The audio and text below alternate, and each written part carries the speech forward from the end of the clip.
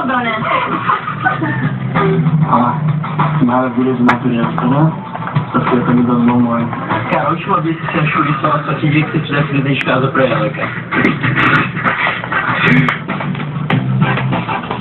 Você tem essa dúvida?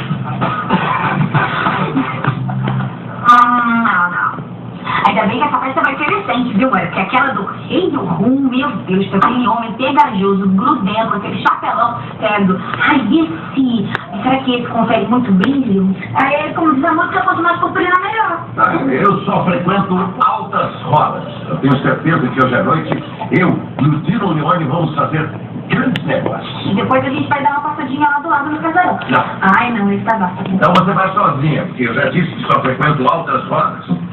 A renda per capita daquele casarão durante o ano inteiro não chega para comprar o prendedor de gravata do Dino Leone. Esse!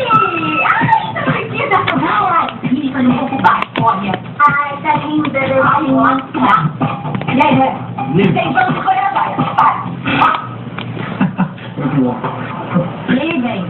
Eu não disse que era um lugar bom pra gente ficar no espaço. Não, tô pronto. Não, aqui é ótimo.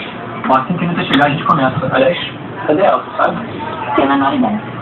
Anitta, ela foi buscar mais refri pro piquenique que tinha pouco. Pô, como assim? Tá cheio de refrigerante? Ah, que ela foi antes dessa pessoa chegar.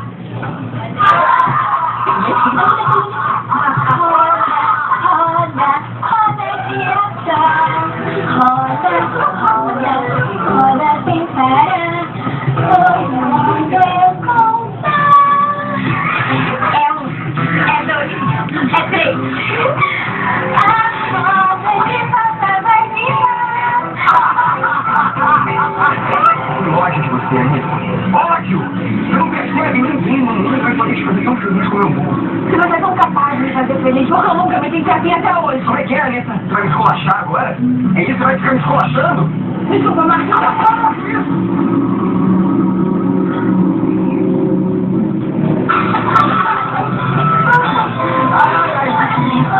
Essa foi essa?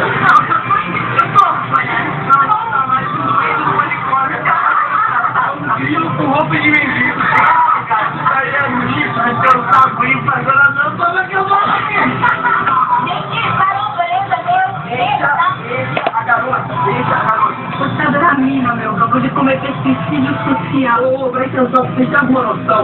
A garota sozinha, então se uma mãe vai estar a garota